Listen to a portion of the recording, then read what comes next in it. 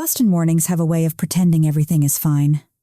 The sky wears a dull gray suit, the kind that makes even glass towers look apologetic. I woke up to that silence, the expensive kind that only money can buy. Thick curtains muffling the city sheets. Too soft to feel real, and a house so large it could swallow the sound of its own secrets. James was already in the shower.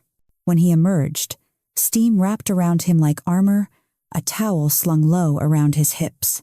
His body was still perfect marble, sculpted by good genes and vanity, but his eyes were empty.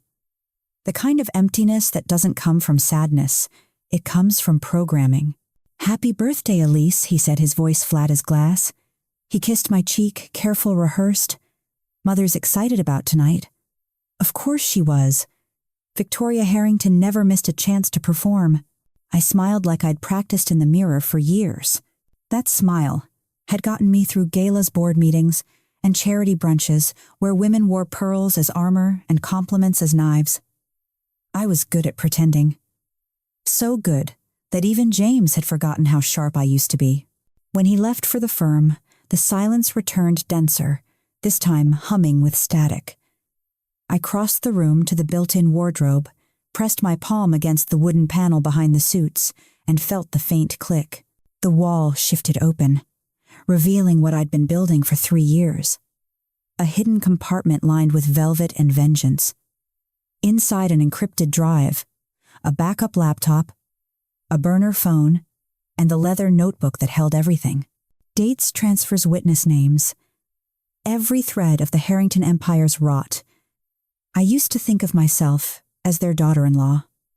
Now I think of myself as a ghost haunting their balance sheets. For years I'd played 2 lives in one body, the perfect wife in pearls and the quiet prosecutor feeding the fire.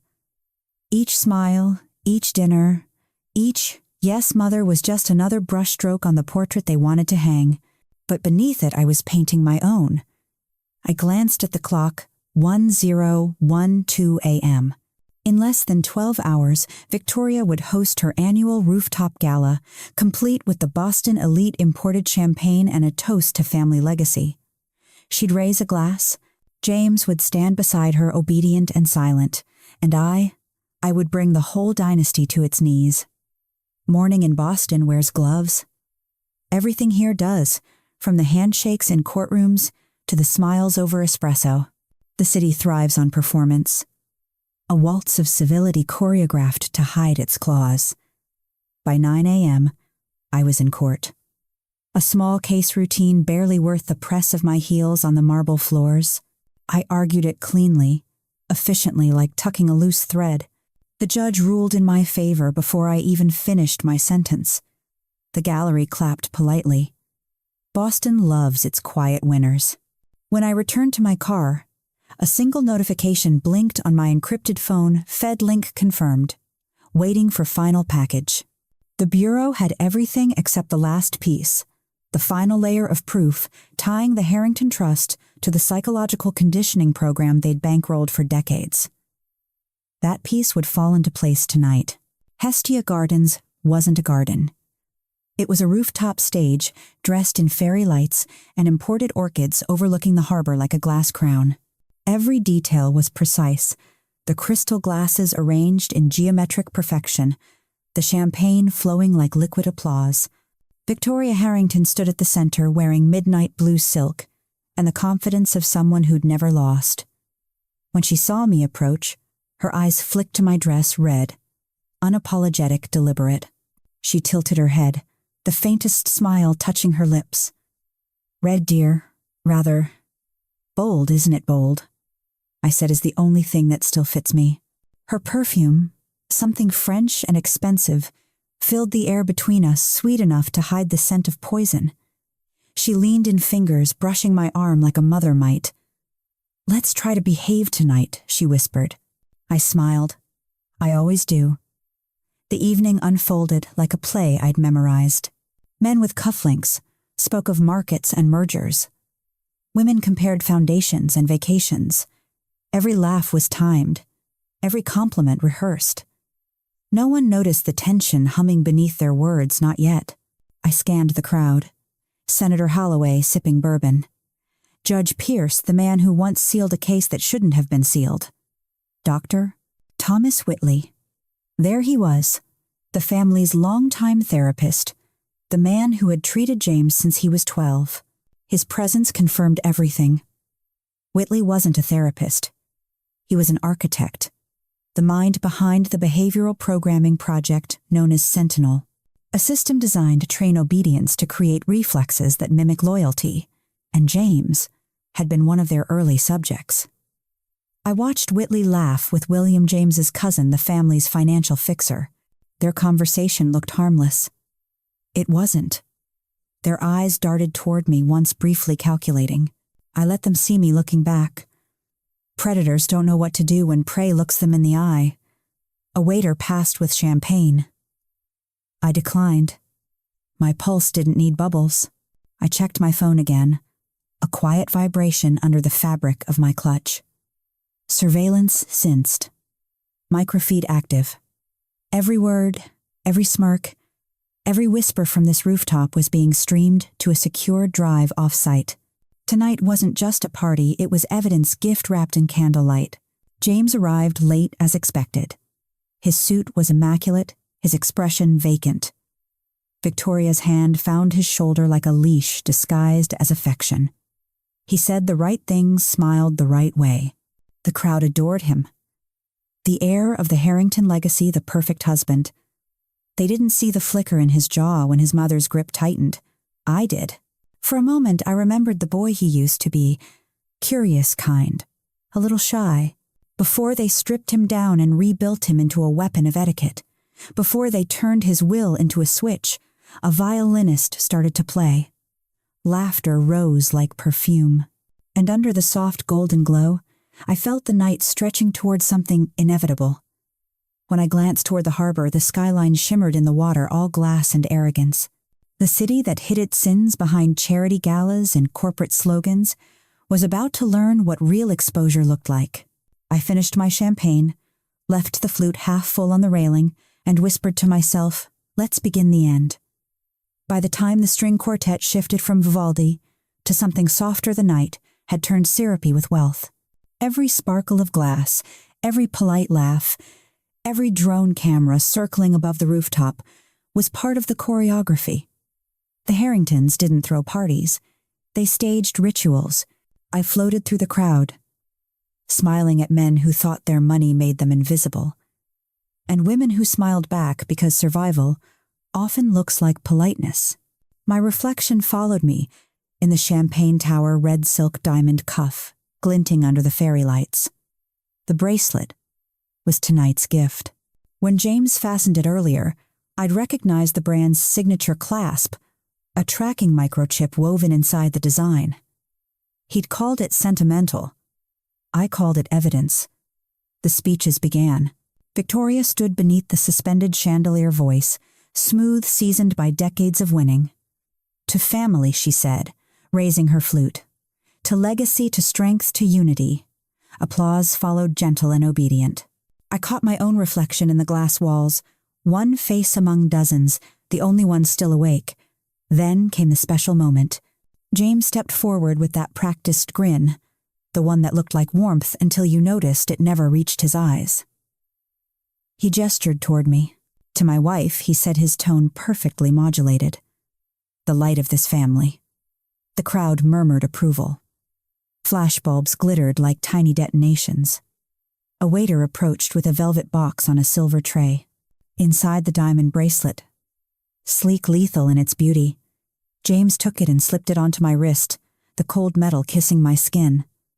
It's a Harrington tradition, he said, a symbol of our bond. Victoria's hand found his shoulder again. Her nails, painted the color of old blood, rested there like a reminder. She leaned in, whispering 4 words that I'd only ever heard in their private language of control. Remember your obligation, James. I saw the shift immediately, the small contraction of his jaw, the twitch near his eye, the breath that came too slow. Something inside him clicked into place, mechanical and wrong. I pressed record. He turned to me with the blank precision of a marionette. Elise, he said softly, too softly, should we tell them what you've been hiding?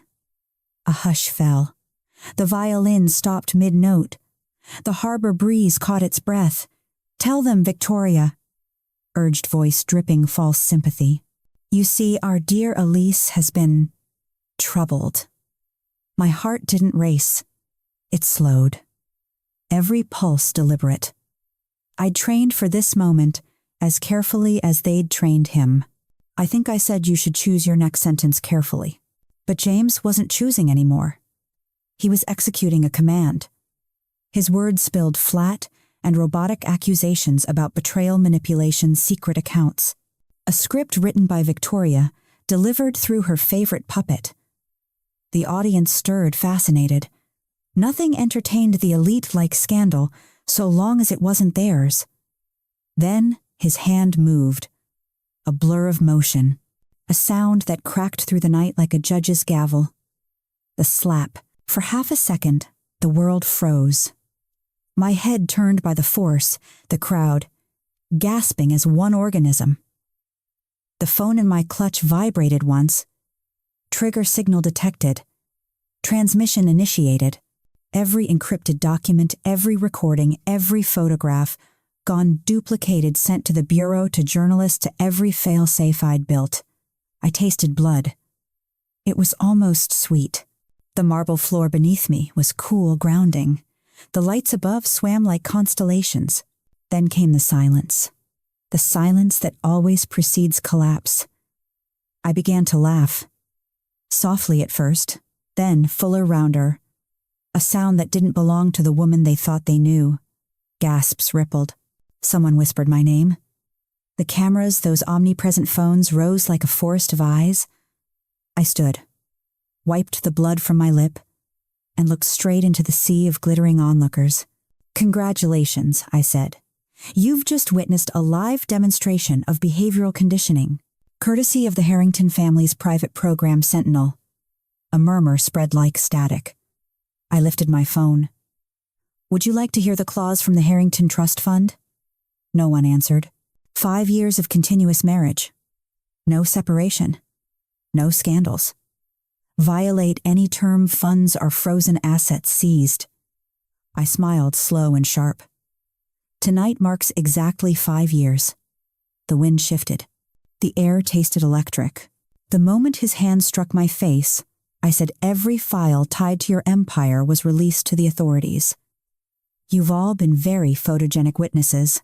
And then in the distance, the first notification pings began, tiny chimes of chaos spreading through the crowd, phones lighting up, breaking news alerts blooming across screens like wildfire. Victoria's face went pale beneath her perfect foundation. The performance was over. The moment after impact is never truly silent. There's a ringing, thin metallic alive. It threads through the air like a tuning fork, like the sound of the world deciding whether to breathe again. Boston held its breath for me. I stayed on the floor longer than necessary, letting the audience's discomfort simmer. When I finally rose, the taste of iron filled my mouth. My lipstick had smudged into a war stripe. The violins had gone mute. The waiter's frozen mid-step champagne, still fizzing inside abandoned flutes. Even the harbor seemed to wait. Then came the first sound, my laugh. It started small, a soft exhale, but in the stillness it bloomed into something crystalline, the kind of laugh that didn't ask for permission. It cracked against the glass walls, ricocheted through the rooftop, rolled off the edge into the sleeping city below. James's face drained of color. Victoria blinked once slow, like she'd just seen a ghost realize it wasn't dead. Around us, people began to fumble for their phones, because in our century nothing is real until it's recorded. Perfect. I dabbed the blood at the corner of my mouth, with a linen napkin raised my glass, and turned to face them. "Relax," I said, my voice calm, precise. "You're all part of something historic tonight." A tremor of laughter, nervous, uncertain, moved through the crowd. Someone whispered, "Is this staged?" I smiled wider. "In a way, yes." I lifted my phone, its screen reflecting their uneasy faces. You see, this slap wasn't just violence. It was data. When it hit my phone, detected the motion. transmitted the complete Harrington file to federal servers, and sent copies to every major news outlet. A gasp here, a curse there, the sound of panic finding its footing. You all just helped me prove the existence of Sentinel, I continued. A behavioral conditioning program, funded by the Harrington Trust, disguised as therapy for executive performance enhancement.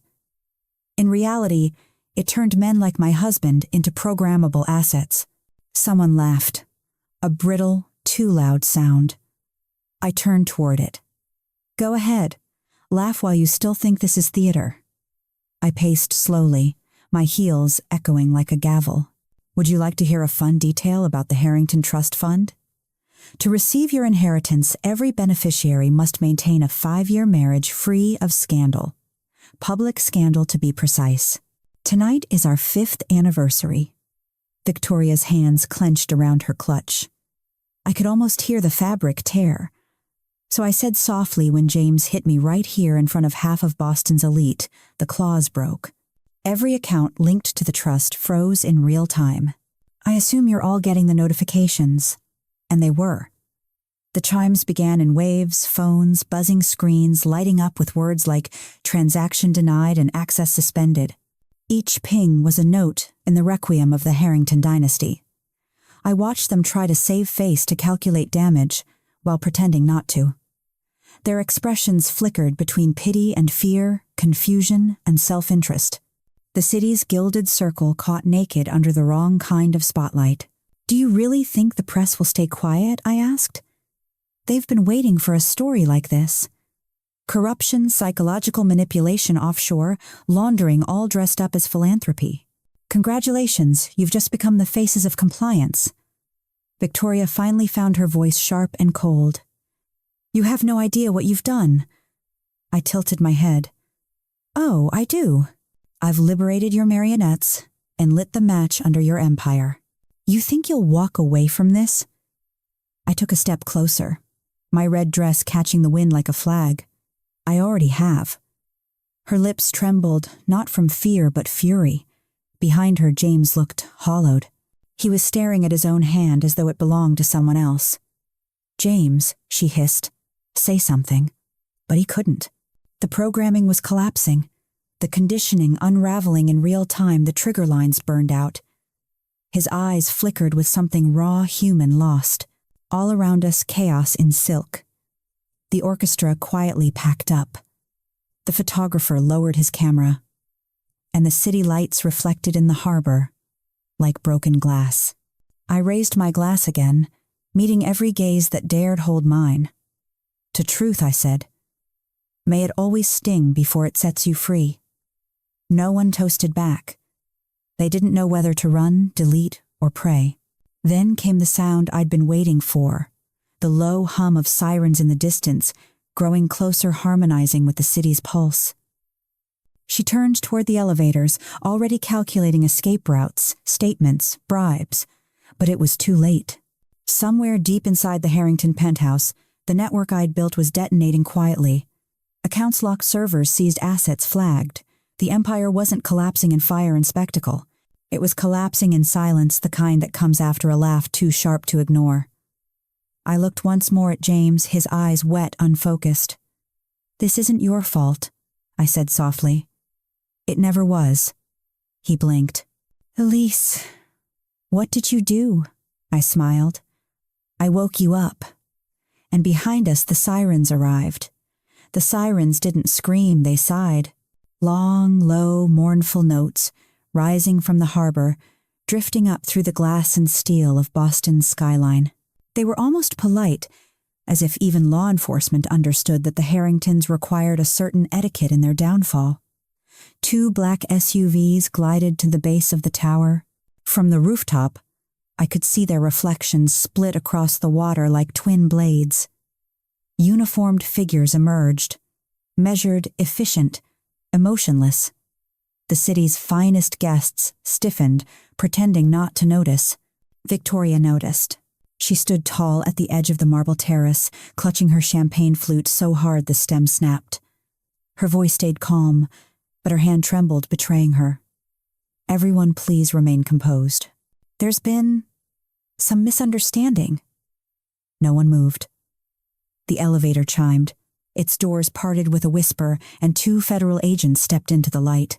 They looked out of place among the sequins and tuxedos. Dark suits, short haircuts, eyes that cataloged everything. One of them, a woman with a voice like winter, flashed her badge. Special Agent Miller, Federal Bureau of Investigation. She turned to me. Mrs. Harrington, we've received your data transmission. May we proceed? Of course, I said. Everything you need is on the secure drive mirrored to your server. You'll also find physical backups in my car license plate, 2FE. She raised a hand, stopping me with a nod. Already retrieved. Efficiency. I liked that. James, Victoria hissed. Say something. Fix this. But James was seated now, staring at the diamond bracelet on my wrist, like it was a crime scene. His lips moved without sound. The crowd had begun to fragment, small clusters, whispering phones, lighting faces in the dim. The soft chime of notifications still echoed through the rooftop like dying wind chimes. The second agent spoke. We have a warrant to seize all digital equipment, including personal devices. A murmur rolled through the guests. The senator reached for his phone, then froze as the agent's gaze landed on him. Please comply, sir. The senator's hand trembled. One by one, the city's untouchables began surrendering their devices, setting them on the marble railing like offerings. The sound of metal on stone, tap, tap, tap, became its own kind of requiem. Victoria tried one last performance. Her tone dripped empathy eyes, shimmering with feigned tears. Agent Miller, this is absurd. My family has served this city for generations. We've built hospitals, funded scholarships, and conditioned human beings. I interrupted quietly. All eyes turned to me. She's right about one thing, I said, pacing slowly. They've built legacies, just not the kind the public should trust. The Harrington Foundation was a front for Sentinel, a project disguised as clinical research. Their test subjects were children of executives trained into obedience. Some grew up to run corporations. Others married them. Miller's expression didn't change. She already knew. Victoria's mask cracked fine as porcelain. Do you have any idea what you're saying? Yes, I said. And so does your Swiss banker, who moved the trust's reserves through dummy charities last year. I've named every account. For the first time in 20 years, Victoria Harrington was speechless. James's cousin William stepped backward toward the crowd, his complexion pale as moonlight. This is ridiculous, he muttered. We didn't. Agent Miller lifted her tablet. Mr. William Harrington, you are named as secondary signatory on 4 of the flagged accounts. Please stand aside. William froze, then bolted. He didn't make it 2 steps before the second agent blocked him. A clean, practiced movement. No drama, just precision. He surrendered quietly, the collapse of entitlement neatly folded into handcuffs. The murmurs turned into chaos. Now voices overlapping shoes, scraping against the marble. Phones continued to light up breaking news. Harrington Empire under federal investigation. Headlines rippled through the digital ether faster than champagne could spill. Victoria tried to speak again, but her words came fractured, desperate. You don't understand.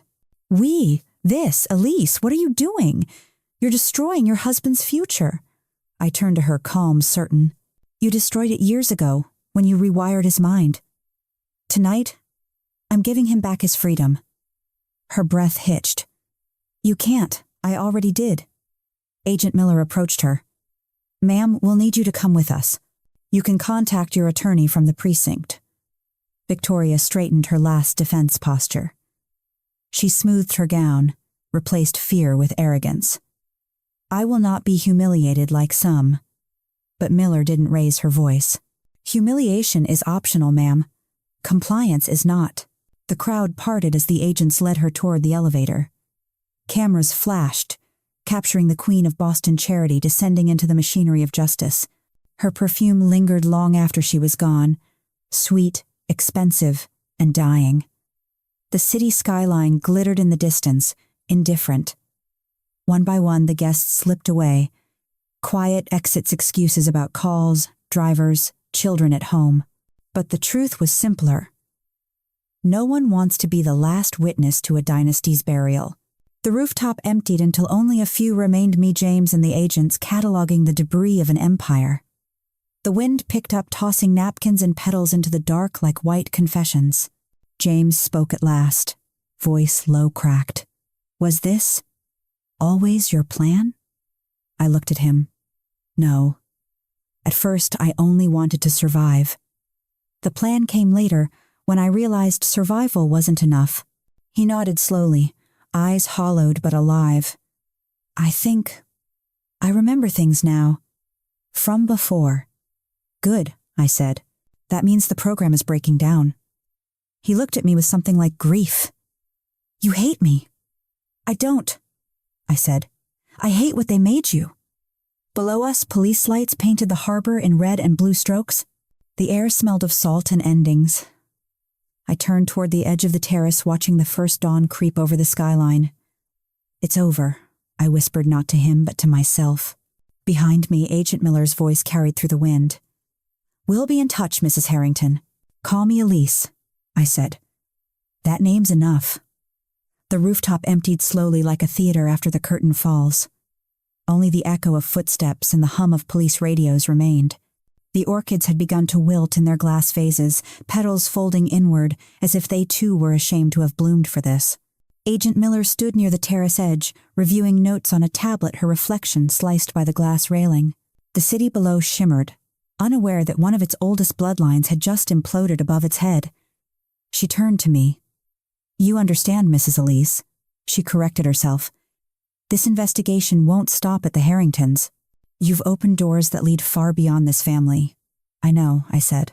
That's why I made sure the locks couldn't be changed. The elevator doors opened again, more agents, this time moving like shadows in tailored suits. Their presence was quiet but absolute. Each one carried a sealed case labeled in white federal evidence. One began cataloging the electronics phones, drives, even the digital bracelet still cold on my wrist.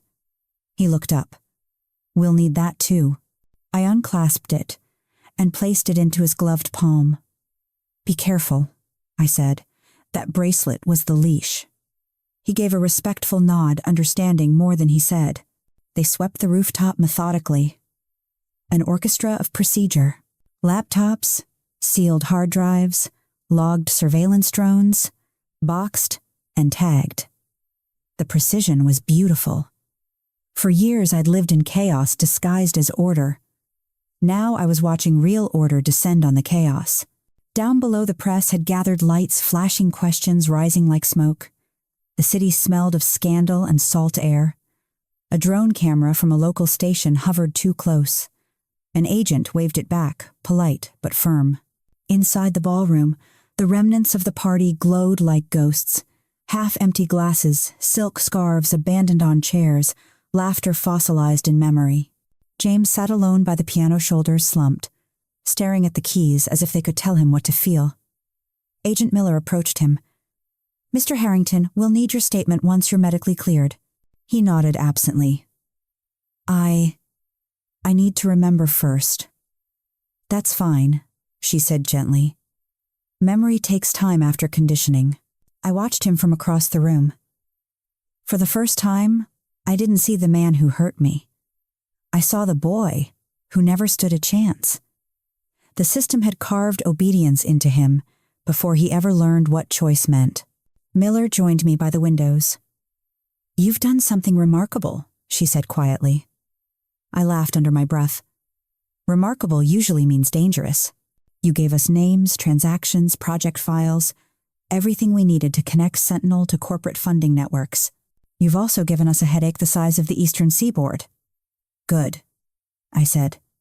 Headaches mean you're still alive. She smiled faintly. You should consider protection. The people tied to this project aren't going to forgive what you just did. I'm not looking for forgiveness, I said. I'm looking for consequence.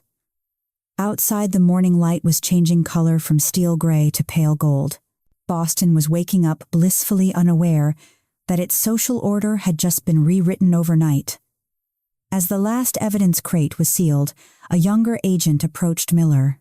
"Ma'am, Central Office confirmed we're expanding the investigation. The Harrington Foundation is only one branch. There are 6 others nationwide." Miller nodded. "Gatekeepers," she murmured. I caught the term. Gatekeepers. She met my eyes. That's what they called themselves, the Consortium Funding Sentinel. Wealthy families, corporate trusts, government contracts. Each one guarding access to influence. If we cut one down, 5 more grow in its place. I smiled faintly. Then maybe it's time to change the locks. They finished their sweep within the hour. One agent handed me a sealed envelope official, stamped with the federal crest. "For you, Miss Harrington. Your cooperation agreement." I glanced at it, but didn't open it. "Keep your paper." "I didn't do this for immunity." Miller's brow furrowed. "Then why?" "Because someone had to stop pretending the monsters were myths." She studied me for a long moment, then extended her hand. "You're not the first person who's tried to expose them, but you might be the first who planned it well enough to survive." Her handshake was firm grounding. "When this goes to court," she added, "you'll be called as primary witness." I nodded. "I'll be there. Every time the truth needs a name." When the agents finally left, the rooftop was unrecognizable. The champagne tower was gone. The chandeliers dimmed. Only the faint shimmer of glass dust remained, catching the sunrise like glitter from a forgotten celebration. I walked to the railing and looked down at the harbor. The tide had come in, quiet, inevitable, erasing the footprints from the night before. For a moment, I felt weightless. Not victorious, not vindicated, just free. I thought of all the people who'd lived under the gatekeeper's silent rule, those who'd lost careers, autonomy, their sense of self, people conditioned to comply. And I realized something simple but seismic: freedom doesn't start with revolution. It starts with permission, the kind you give yourself. Behind me, James rose slowly from the piano bench. "Elise," he called, voice barely above the wind. "What happens now?" I turned toward him. "Now," I said. "Now the gatekeepers learn what it's like to live without gates." He nodded once, eyes raw, uncertain. "And you, I find a new key." That was the last thing I said before the agents escorted us out him to evaluation me to debriefing. The elevator doors closed with a quiet sigh, carrying us down through the tower, through layers of glass and history and control. As we descended, I caught my reflection in the mirrored wall. Blood still faint on my lip. Eyes steady, unblinking. For the first time in years, the woman looking back at me wasn't pretending. The interrogation room smelled like disinfectant and endings. The kind of sterile air that tried too hard to erase what it had just witnessed. I sat on one side of the glass, watching James through the partition.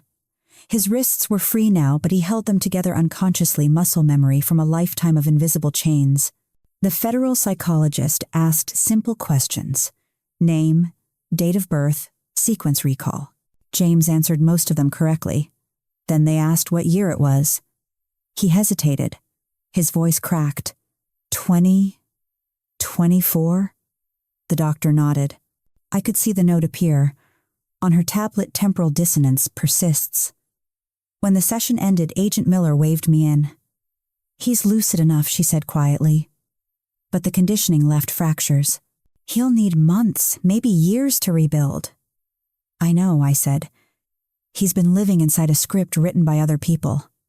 Miller studied me. "You don't have to see him if you're not ready." I looked through the glass again. James sat perfectly still, eyes on his hands like they were strangers. "I'm ready," I said. The door shut behind me with a soft click. James didn't look up at first. The fluorescent light cut harsh shadows across his face, turning the man I'd once loved into an unfinished sketch. When he finally spoke, his voice was almost a whisper. "I remember flashes, sessions with Dr. Whitley, the sound of a metronome, the scent of antiseptic, and then commands. Words that felt like mine but weren't." I sat across from him, careful with my silence. "They told me obedience was strength," he continued. "That control, was love. And every time I tried to question it, the headaches came. My mother said it was just stress. She said good men don't fight structure. She was wrong, I said softly. He looked at me then, really looked. His eyes were raw, glassy, with something almost childlike. You must hate me. I shook my head. I hate what they turned you into. But hate doesn't fix what's broken. He swallowed hard. You should have left me. I tried, I said. Every night I stayed, I was leaving a different part of myself behind, until I realized the only way out was to burn the house down. He let out a sound between a laugh and a sob. You did burn it down. Yes, I said, and I'd do it again. Silence settled thick, but not cruel. For the first time, we weren't adversaries or symbols. We were two people standing amid the ruins of someone else's empire. James pressed his palms against his eyes. There were moments when I could feel it, the switch. When she whispered something, I'd lose seconds. Like blackouts, but awake. I thought it was just pressure. But the things I said to you, his voice broke. The things I did, stop, I said. You don't need to confess to me. You need to understand yourself first. He looked up. And you? What will you do now? Build something honest, I said. A legal network for victims of coercive control people who've been gaslit by power systems that pretend to protect them. He nodded, eyes distant. You always were braver than any of us. No, I said, just tired of pretending to be smaller. A knock on the glass interrupted us. Miller gestured for me to step out. Outside, she handed me a folder. Whitley's agreed to cooperate. He's naming everyone involved in Sentinel. Because he wants protection, I said. Maybe Miller replied.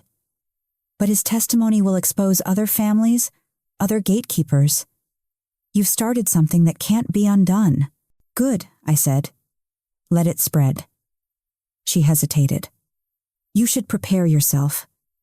The Harrington name won't vanish quietly. There will be retaliation, political, social, even personal. I'm not afraid of ghosts, I said. I've been married to one. Later that evening, I walked out of the federal building into the Boston dusk. The city felt different, lighter, though maybe that was just me. The air tasted of rain, an exhaust familiar and alive. I stopped by a newsstand where a headline glared from the front page. The Harrington Fall Inside America's Mind Control Scandal. Below it, a photograph of me mid-laugh, the moment after the slap hair wild eyes bright. They'd turned my defiance into an image, a myth. But myths, I'd learned, can be dangerous things. I left the paper behind and kept walking. That night, I returned to the townhouse that was no longer mine. The Harrington crest above the door had been removed, just a pale rectangle where it once shone. Inside, the air smelled of dust and memory. I moved through the rooms like a ghost, collecting fragments of the woman I used to be a photograph, a broken bracelet, the burned scent of old perfume. When I reached the study, I found the velvet-lined compartment still open, empty now. My arsenal had done its job. I sat at the desk and wrote a note. Not to James, not to Victoria, to myself. Remember, silence is the first prison. Speak even when your voice shakes. I folded it into my notebook, the same one that had once held evidence, and slipped it into my bag. As I stepped outside, the city hummed below. Somewhere sirens passed, routine now, not personal. I looked up at the skyline. Behind the concrete and glass, power was already reorganizing itself the way snakes grow new heads. But at least now it would know someone was watching. I wasn't naive enough to believe I'd ended corruption. I'd only forced it to show its face. And as I walked into the night, my heels echoing against wet pavement, I realized something simple but final. The Harringtons didn't create monsters. They just built mirrors big enough for us to see them. And tonight, every reflection had finally looked back. The courthouse in downtown Boston looked like it had been carved from judgment itself. Granite columns, cold marble floors, light that exposed everything it touched. 6 months had passed since the night of the rooftop. The air outside carried the first breath of spring, but inside it was still winter. Victoria Harrington entered first. Even in the pale gray of a federal prison uniform, she managed to look regal. Her chin tilted, as though gravity had no claim on her. Cameras flashed, capturing the ghost of her former elegance. She didn't flinch. The woman could face extinction, and still insist it was strategy. The courtroom was packed. Reporters, victims, executives, curious onlookers, all of them orbiting the gravitational pull of a collapsing dynasty. I sat quietly in the last row, unremarkable in a dark suit. I wasn't there to testify today. I was there to witness the end. The prosecution's evidence filled 6 tables, drives documents, encrypted ledgers.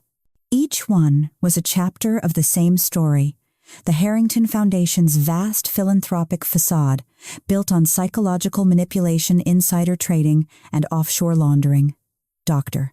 Whitley had turned state's witness, his voice steady, as he recited details of Sentinel, the metronomes, the trigger phrases, the neurological mapping that rewired loyalty into reflex. At one point, they projected an image of me laughing, bloodied, the moment after the slap onto the courtroom screen. The prosecutor called it the moment the empire cracked. The audience whispered. I didn't move. You don't look away from your own rebirth. Victoria's attorney tried to resurrect the myth. She is a philanthropist, a visionary, a mother, he said, voice honeyed and hollow. But when the government displayed the Swiss accounts, each one in her maiden name, each tied to falsified research grants, the room fell into a silence too dense for performance. Victoria's lips trembled for the first time. It wasn't regret. It was rage, the realization that she no longer controlled the narrative. When her sentence was read, 25 years for fraud, conspiracy, and unlawful human experimentation, she didn't cry. She simply adjusted her posture as if accepting a new title. Even stripped of everything, she was still rehearsed. James wasn't there. He was in a federal rehabilitation program, slowly unlearning the reflexes that had ruled his life. He'd written me once short, careful sentences, no apologies, no excuses. They told me control was love. You taught me freedom is choice. Thank you for giving me back the mirror. I hadn't replied. Some letters don't need answers. They just need to exist. Outside the courthouse, the press swarmed. I slipped through a side exit, walking past the barricades and microphones, my anonymity held together by composure. Boston's skyline gleamed in the distance, steel and glass, pretending to be new, as if nothing beneath it had ever rotted. But the air felt cleaner. The world called it the Harrington collapse. But I knew better. Empires don't fall in flames, they decay from within, until someone finally turns on the light. 2 weeks later, the Federal Commission formed a new task force, Project Athena. Its mission: investigate corporate psychological manipulation, protect cognitive autonomy, and rebuild ethical oversight. They asked me to consult. I accepted. I moved my office into a narrow brownstone facing the Charles River, smaller, humbler, alive. The sign on the door read, The Aurora Institute, Legal Advocacy for Mental and Financial Autonomy. Our first cases came quickly. Former employees coerced into silence clauses, students gaslit by research programs, victims of financial grooming disguised as mentorship. For every story that broke, 10 more followed. The world was finally speaking. Sometimes late at night, I'd walk by the harbor where the Harrington Tower still stood, its lights dimmer, now its name removed. The reflection on the water looked fractured, like a ghost learning to disappear. I thought of that night, the slap, the laughter, the sirens, and realized it wasn't vengeance that had kept me alive. It was clarity. Revenge burns fast. Justice glows slow. And somewhere in the distance, beneath the same Boston sky that once held my humiliation, I imagined other women standing up, their voices cutting through silence like mine had. That was the real inheritance. 6 months later, the final assets of the Harrington Trust were liquidated. The proceeds, billions once hoarded, were redistributed to restitution funds and ethical research. The press called it the funeral of an empire. I didn't attend. Some funerals don't need mourners. They just need witnesses. Instead, I watched from my window as rain painted streaks across the glass, turning the city into a watercolor of endings and beginnings. Somewhere below, a street musician played a violin, a haunting, unsteady melody that sounded almost like hope. I poured myself a cup of coffee, leaned against the window, and whispered to no one. They thought I wanted their destruction, but all I ever wanted was light. And for the first time, Boston's dawn didn't feel like judgment.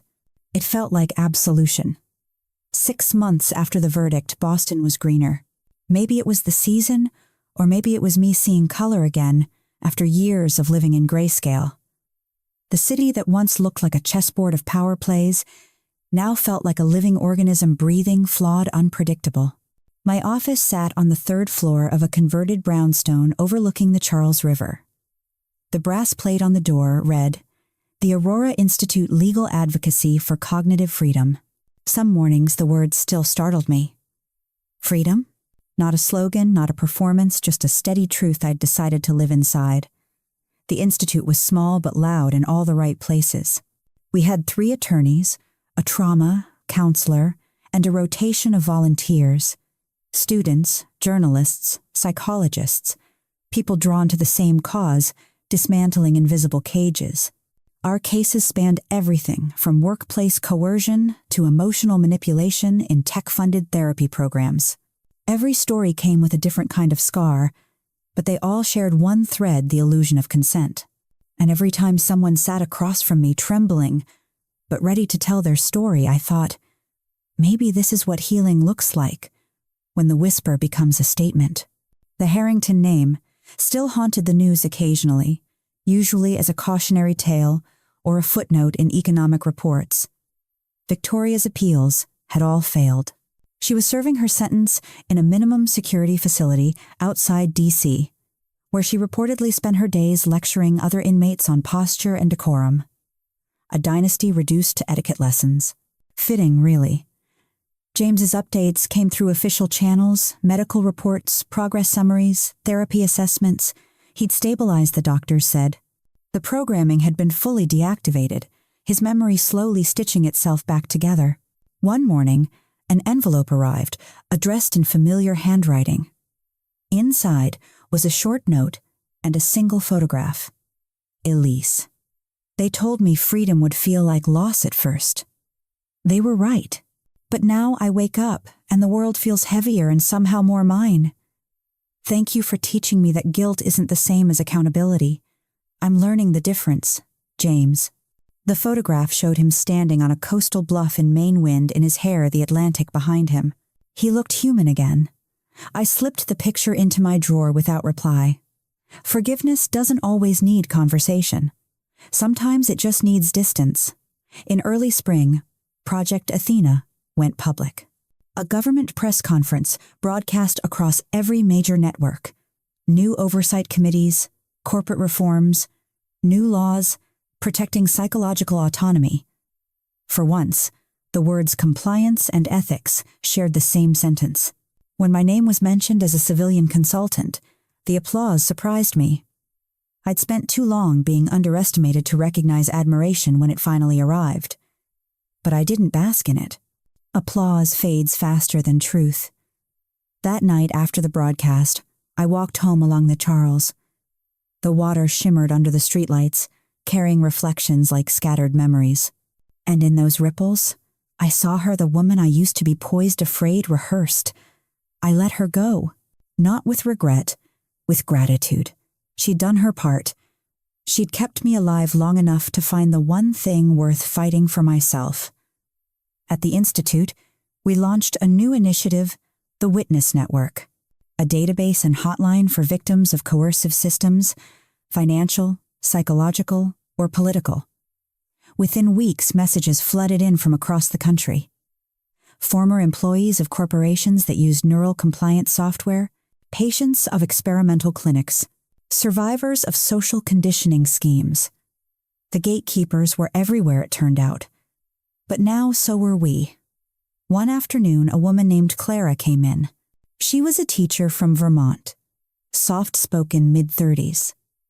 Her husband had been part of a corporate empathy training program that used subliminal reinforcement to shape behavior.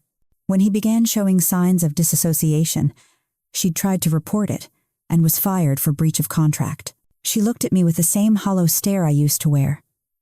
"Do they ever stop winning?" she asked. I leaned forward. "Only when people like you stop talking," I said. "And you haven't." She smiled through tears.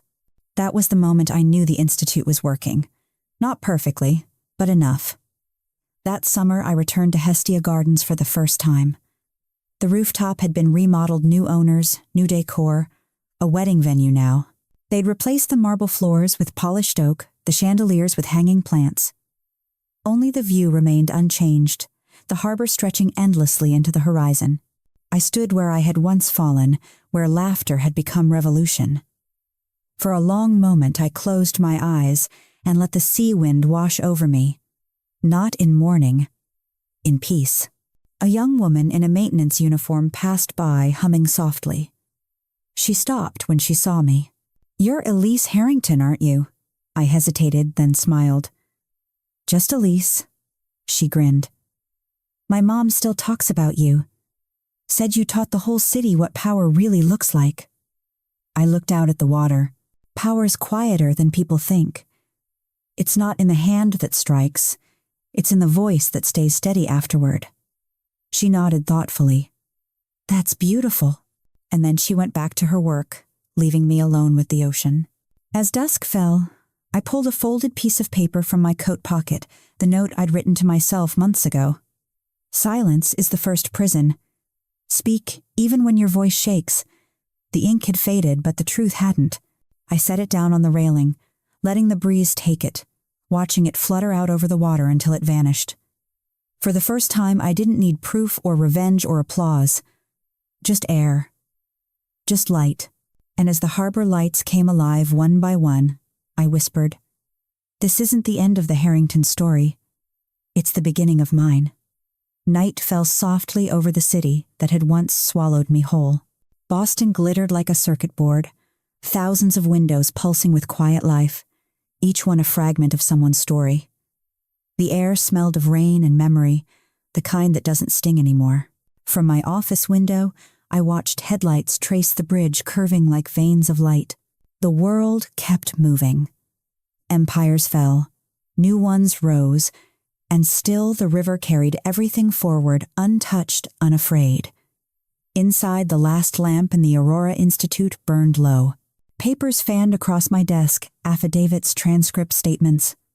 The hum of the city below blended with the soft rustle of pages, the steady rhythm of a life rebuilt. I used to crave endings the clean kind, like a gavel strike. But truth I'd learned doesn't end. It transforms. A soft knock on the door. It was Clara, the teacher from Vermont. She'd stayed on helping other victims navigate their cases. Her voice was gentle, her eyes steady. "You should go home, Elise. It's late. I am home," I said with a smile. She lingered, then nodded. "We got another call tonight from a woman in Seattle. She said she saw your story online. She's ready to talk." "Then that's one more voice free," I replied. Clara hesitated. "Do you ever get tired?" I looked at her. "Every day. But purpose is a kind of rest, too, if you hold it right." After she left, the silence felt warm, not empty earned. On my desk sat the old velvet notebook, the one that had once held secrets sharp enough to cut. Now it held beginnings testimonies from survivors, handwritten thank yous, sketches of programs we were building across the country. I ran my fingers over the embossed initials EH and smiled at the irony. For years, those letters had stood for Elise Harrington, the obedient wife, the mask. Now they meant something else entirely. EH, evidence of hope. Outside, the first drops of rain began to fall, tapping against the window like an old friend trying to get in. I turned off the lamp. The glow from the city was enough. Sometimes I think about the night of the rooftop, the slap, the laughter, the shockwave that followed. People still ask me why I laughed. They want to understand it, contain it, Turn it into a headline or a theory. But laughter, real laughter, isn't always joy. Sometimes it's clarity breaking the surface. It's the sound of chains snapping in your throat. That laugh wasn't revenge. It was recognition. The moment I realized I'd stopped being afraid of their permission, a letter arrived that morning from the Federal Bureau, an official seal, a single page. Subject, the Harrington case final disposition, all appeals denied. Assets redistributed. Sentinel permanently dismantled. No further action required. I folded the letter, neatly slid it into the drawer, and whispered, "Exactly. No further action required." At dawn, I stepped outside onto the balcony. The city was waking the soft hum of traffic, the smell of espresso drifting up from the street below. A jogger passed, a dog barked, a train sighed somewhere in the distance. Life ordinary, unprogrammed, imperfect. The sunlight spilled over the rooftops, catching the water of the Charles like molten gold. For a moment I closed my eyes and let it wash over me. If there was such a thing as absolution, this was it. Not forgiveness from others, but the quiet certainty that I had become someone I could trust again. They once called me the woman who destroyed a dynasty. I prefer another title. The woman who turned on the light. Because power doesn't disappear when you expose it. It redistributes to every voice that finally dares to speak to every person who learns their worth was never measured by obedience. That's what I fight for now, not destruction but illumination. And when the world forgets my name, I hope it remembers the glow, the laughter, the woman who stood up, blood on her lip and fire in her eyes and refused to be small. As the sun climbed higher, I whispered into the wind, for the women who will rise after me, for the men, learning to choose without command, for the children who will grow up never needing permission to feel free. This is my will, I said softly. The will of light. The city answered in color sky, bleeding from gray to gold, a promise written not in marble or money, but in morning itself. And for the first time, there was no empire left to bury, only the beginning of everything that could finally live.